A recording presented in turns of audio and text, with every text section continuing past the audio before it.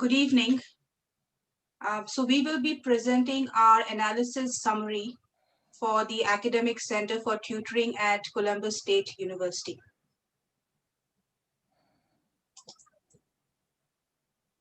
So before we jump into the analysis summary, I would like to introduce the team members. So I'm the project manager. My name is Parul Acharya, followed by Samantha Varun, Kent Vandeslice, Lyric Mace, and Matt Paproth. So these are the design team members, and we'll be working together on this project.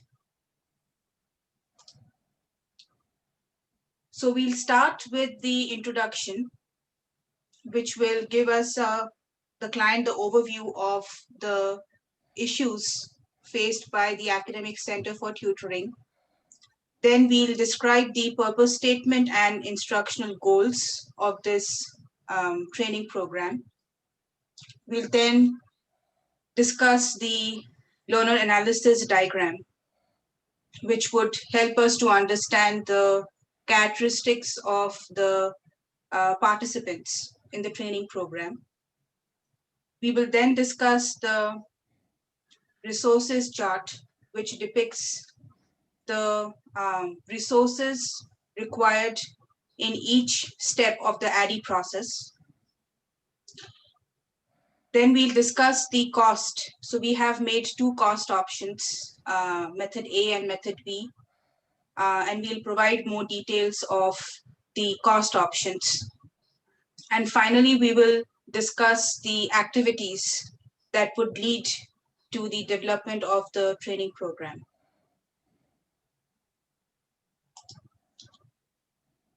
Okay, so the Academic Center of Tutoring at Columbus State University provides all kinds of academic support services to undergraduate as well as graduate students. In our analysis summary, we found that the learning support students are those who feel that the tutors and mentors in the Academic Center of Tutoring are not able to understand and help them with their academic needs. Learning support students are those students who have been out of high school for less than 5 years and who do not have sufficient scores on the ACT or SAT to get admitted into Columbus State University on a regular basis. In fall of 2020, there were around 95 learning support students, and most of them required additional support in college level algebra and quantitative reasoning. There are several issues that the design team identified when we talked with the director of the Academic Center of Tutoring. And these issues were primarily because of the limited knowledge and experience of the mentors and tutors working in that center. The design team identified 4 issues. The first one was the inability of these tutors and mentors to help these learning support students develop college-ready skills. The second issue that we identified was that the tutors and mentors did not have active listening skills, so they were not able to correctly understand the issues that these learning support students faced in their college life.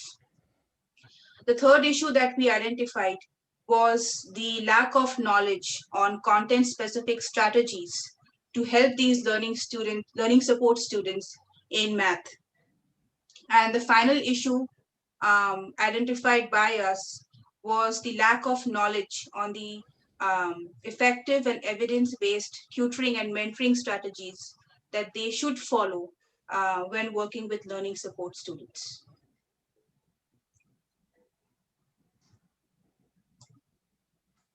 We looked into some institutional data to have an understanding of the retention rates and graduation rates of learning support students and non-learning support students. So in this graph on the left, we see the retention rates from 2013-14 to 2019-20 academic year.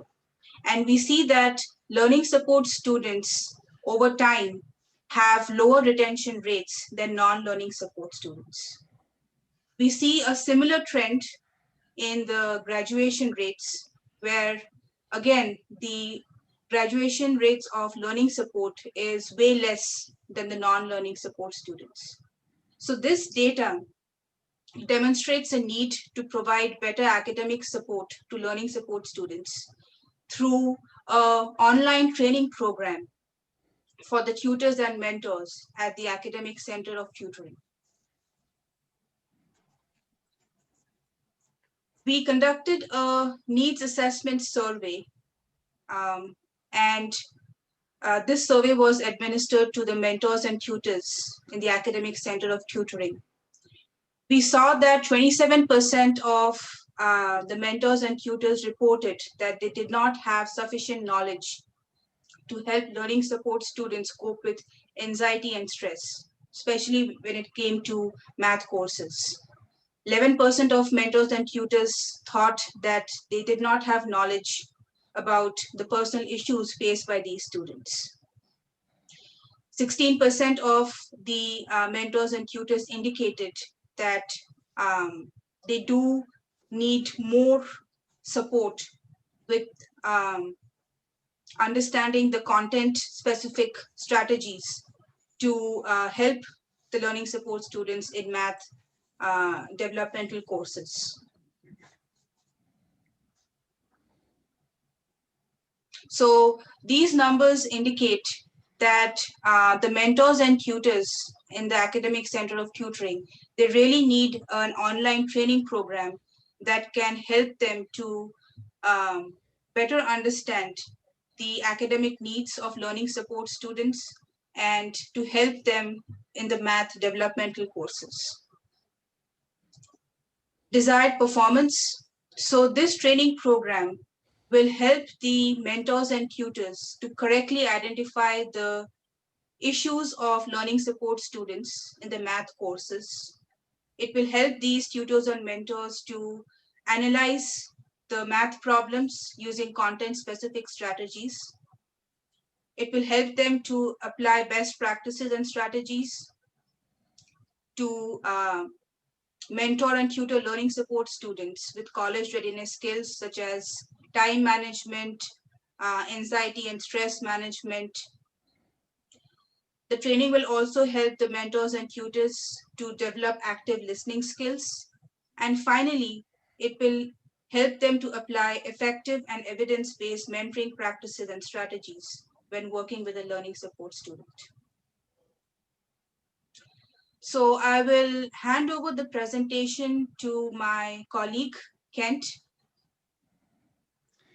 All right, with the current and desired performance of our trainees in mind, our purpose statement for the Academic Center for Tutoring, Training, and Proposal is this online training course is designed to improve CSU tutors and mentors' knowledge and skills to effectively identify, comprehend, and apply best tutoring and mentoring practices to assist and guide learning support freshmen, students enrolled in Math Gateway courses.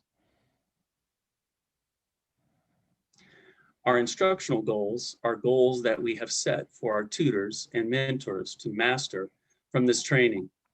After the training, the tutors and mentors should be able to read and develop things such as build communication skills to effectively engage LS freshmen students during the tutoring mentoring session, recognize and recall the effective best practices and guidelines when mentoring LS freshmen, help students review the possible solutions to the math problem, utilize active listening skills to identify the academic needs of LS students, recognize and recall the effective best practices and guidelines to help LS freshman students with college-ready skills, help students combine alternative approaches to solve a math problem, recognize and recall the best practices and guidelines when tutoring LS freshman students, help students break down the math problem into smaller components, and then determine the best solution to solve the problem.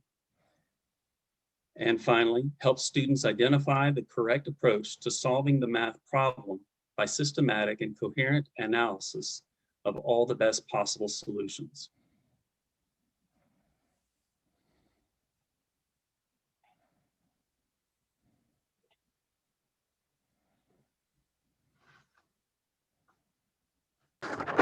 To learn more about our trainees, we analyzed the tutors and mentors in a learner analysis. We found that there are about 20 to 25 undergraduate tutors and mentors. These tutors and mentors are junior and senior level students working as student assistants in the CSU Academic Center of Tutoring. On average, the tutors and mentors have about 4 to 12 months of experience in these roles.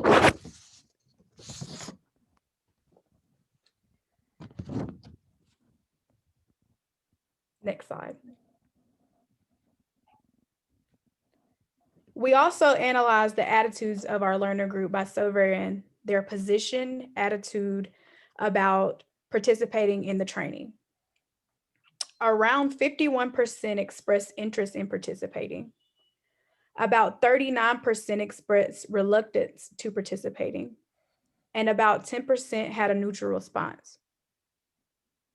These reasons for their reluctance were lack of knowledge and skills and motivation to learn, to apply the best mentoring and tutoring practices, busy work schedules, academic coursework, part-time working on out-of-campus jobs, and family responsibilities. Also, we initially planned to conduct the training in person. Due to the pandemic, the training will be fully online. And I'll turn it over to Sam.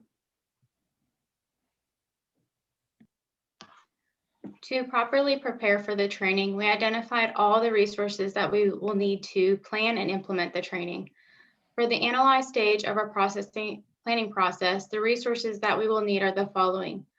For content resources, we will need contact information from participants, historic usage reports in past years of ACT by learning support students or LS students, and past academic data for learning support students.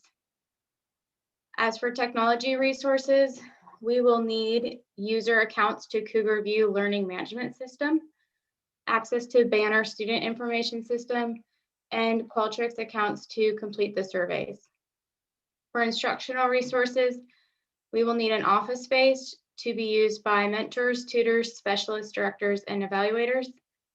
And for the human resources, the resources we would need are for the mentor and tutors currently working in the CSU ACT program, specialists from the CSU Center of Online Learning, or COOL, the director of the Academic Center for Tutoring, and an external evaluator. Next slide, please. To verify the desired performances and appropriate testing methods in the design phase, the content resources we will need are user guides for tutoring and mentoring, math effective problem solving, and effective communications, along with open educational resources showing examples to solve math problems and online videos. As for technology resources, we will need access to Cougar View to store and deliver all the course material, access to the Banner system, and Kaltura, our Camtasia recording software license to produce audio-visual training videos.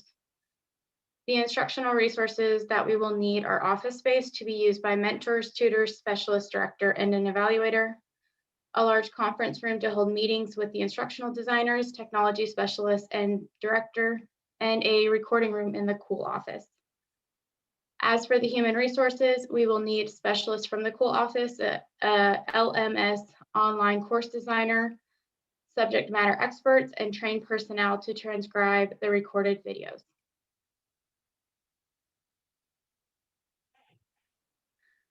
For the next part in the ADDIE process, to generate and validate the learning resources would be the develop phase resources.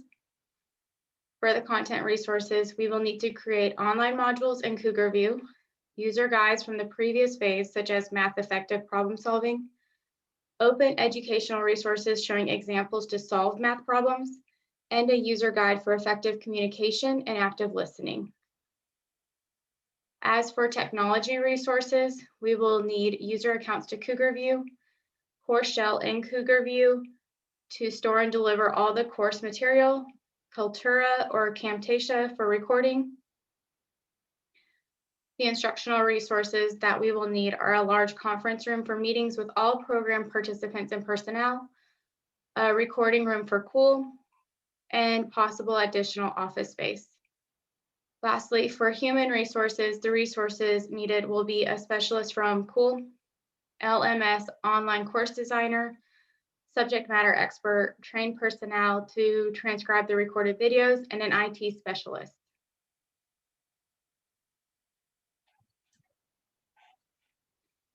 The resources for the implement phase include the content resources, which would be online modules in Cougar View, LMS, and open educational resources. As for technology resources, we would need Zoom accounts for instructors to conduct virtual synchronous sessions with tutors and mentors, user accounts to Cougar View LMS and course shell in Cougar View. The instructional resources that we will need are office spaces to be used by all program participants and instructional personnel.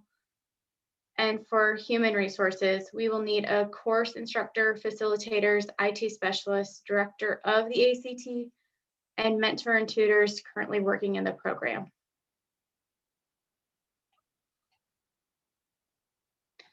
The last part in the ADDIE process would be the evaluate phase, which includes the following resources. For content resources, we will need to include contact information of learning support students who had a tutoring or mentoring session, monthly usage reports of ACTs by learning support students, current academic data of learning support students, end of course evaluation survey, and mentor and tutor survey of learning support student satisfaction. As for the technology resources, we would need access to Banner and Qualtrics accounts. The instructional resources for the evaluate phase that we would need are office spaces to be used by all program participants and instructional personnel. And lastly, we would need from human resources, the resources we would need would be a specialist from Cool, LMS online course designer, subject matter expert, director of the ACT, mentors and tutors currently working in CSU ACT, and learning support students, and an external evaluator. And I will now hand over the presentation to my colleague, Matt. All right. Hi. Thank you, Sam, and everybody else. So this is Matt, and I'll be reviewing the two options and their associated costs. Next slide. Thank you. So we've pasted all the content on here from the analysis brief if you want to pause this presentation and read it. But the gist of option A is that we are making a series of 4 to 6 modules in the 2-hour range, each one being about 2 hours. All the modules are accessible to all tutors and mentors, but the key element here is that you can assign them on an as needed, as you have time for basis. When a mentor has a free hour or two that they're already paid to be there, but no one has signed up for them to tutor. These will be completely standalone modules that you can assign in any order or to any of your tutors or mentors. As you asked for in our meeting last week, they will be more content specific and more CSU specific than any of the earlier training they would likely have gotten. There will be some interactive content, quizzes, reflection questions, things like that, that they will need to do to progress through the module.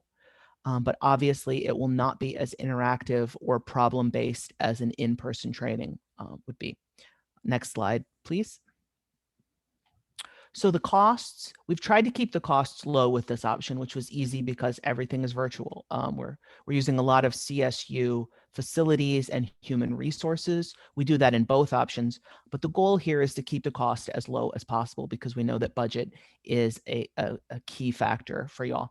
And as I said before, really a driving element here is the idea that you could assign these modules to be completed during times when the tutors are already being paid. Next slide, please. So, okay, on to option B. We can go to the next slide. So this is the in-person option. This option is really driven by two goals: providing an in-person experience and meeting COVID-19 safety protocols. In some ways, these are competing goals, which results in it being more expensive. So you break the group of 20 to 25 tutors into two for social distancing purposes. So you have half of them attend a full week of training the first week, then running the same training sessions back during the second week. We would still create all the online modules for anybody who didn't wish to attend the in-person training, either because of safety or because of schedule. A major benefit of this approach, the in-person approach, would be that it would be much more practical to do the sort of project-based learning that is ideal for tutor and mentor training. They would get real in-person feedback and interaction in a way that the online-only modules couldn't achieve. The plan calls for two facilitators who would break the material up and work together over the 2 weeks. Next slide, please. So the costs here are significantly higher as promised, primarily because of the need to pay the tutors and mentors for attending the 15 hours of training spread across the week. And the costs in other areas doesn't go down because you would still want those online modules to be deployable to anybody who misses the in-person training and to have for future use. So those are our two options. And so we can move on to the project management plan. Next slide, please. I'll briefly run through this. I'm not going to read through every task that we'll be doing. It's fairly self-explanatory. Once you choose option A or option B, we will begin the various parts of the ADDIE process. We've been going, the ADDIE, which we have spread out over a month in this plan. This will allow us to sort of fully build out the plan for you, will allow you to ask questions as you have them, and we can loop you in at whatever stages you wish to check in. Roughly, there is a week for each stage. The analyze process you can see here on this first slide. It will take place during the first week of May, with the design process then coming in from May 8th to 14th. We can move to the next slide. The develop stage will be in that third week from May 15th to 21st. And then we have the implement and evaluate processes finalized in the last week of the month. And we can actually move to that next slide. And we've put these two together in the last week, as hopefully the ball will be rolling downhill by that point and have picked up enough speed that we can knock these two last two out in that last week. And so that's all we have here. We can move to the final slide. And we would just like to thank you so much for your time. We look forward to hearing your feedback, which option you're leaning toward. Of course, you're welcome to reach out to us with any questions that you have in the meantime. We've got Parul's email there, but we'd all be happy to chat with you. Thank you again for your time.